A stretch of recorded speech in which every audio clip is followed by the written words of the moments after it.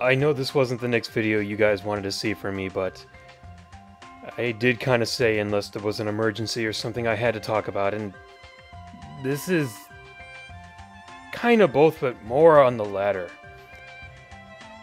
I'm not even scripting this one. I just want to do this one off the top of my head. I'm sure many of you have already heard about the news that Nintendo president Satoru Iwata had passed away from the bile duct growth. And I think that's going to affect a lot of us Nintendo fans and maybe a couple of other video game enthusiasts in general. I would have liked to have paid more of an honor and done a list of like favorite games that he had worked on, but unfortunately I just don't have the knowledge of what exactly he contributed. There is a website that I'm looking at right now. I know it's just the Nintendo Wikia page, but it does kind of give me some indication of what he had done. I'll put a link to it in the description box. I think a few things to note here. Wow, I mean, he made the battle program in a week for Pokemon Stadium. He made the compression tools that made it possible for Kanto to exist in Pokemon Gold and Silver. You know, he was one of the head designers or the head programmer of Earthbound and on so many Kirby games. And there's going to be so much that he left, that he did, or yeah, he left and he did and he left us with, that's going to feel like, how does it go on in a way? You know, what happens to Iwata asks? Who's going to be the head or the face of Nintendo Directs now? And it's incredibly depressing to think about this. I know it just doesn't seem like much, but when you really think about the large scope, there's more. There's definitely more to the picture. I personally, I respected him so much because to me, he felt like, in this industry, and in any media in general, it felt like he had the most, or the highest level of integrity of anyone running a company that I had seen.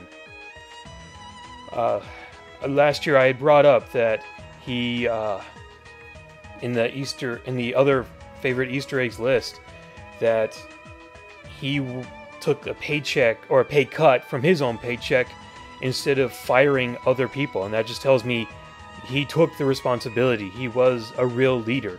And he also gave another reason as to why he did that in the first place. Why, you know, he basically cut his own paycheck into I don't know how much, but apparently he said that if he had started firing people like any other company would have, it would have put pressure on the developers and the programmers, and that would have come at the cost of the quality of the games. I really feel like he was really thinking so far out on so many things. He knew, it's just, I feel kind of bad in the sense of who's going to fill in his shoes, because I'm really hoping you have the strength that he did to carry on that level of integrity, which apparently seems so almost non-existent in this industry. I'd like to be proven wrong. I'd like to know if other companies in the gaming industry who have done that sort of thing. And it's not just that, but he led Nintendo through so much. And it also pains me a bit to see that he's not going to be able to see any of his newest endeavors come to fruition. We're not going to see, or he's not going to see, I'm sorry to say, the Nintendo amusement park attractions that are going to be at Universal. He's not going to see the quality of life and how that turns out, whenever that turned out. I mean, it's no wonder he was trying to start up something like that. It wouldn't have just helped him. It would have helped out so many other people around the world, and I hope to really see what it does. You know, he's not gonna see how the NX is gonna turn out. It feels like there's so much left undone.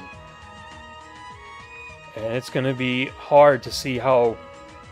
It's hard to think about what they can do to take care of that right now.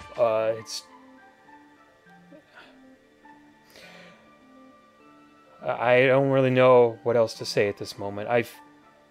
Like I've said, I respected him so much. I never wanted him to step down as the president of Nintendo. I did want a few things changed. Just to be fair, I did want that, but I never wanted him to step down. I don't know what to feel about Nintendo's future right now. And like I've said, I hope that whoever fills in his shoes has that same level of strength of integrity that he knew, the same level of future thinking that he had. That's something you can't really come across these days. My thoughts, my prayers go out to his family and friends and workers that he had at Nintendo of America, and Nintendo all over the world, I'm sorry. I feel like I should just end the video here. I wanted to pay my respects. I really don't think I can concentrate and give out any other kind of video on there. I really did kind of want to make a list honoring him, but I really don't feel like I can. I just don't have the information available. Oh. Alright, guys. Take care.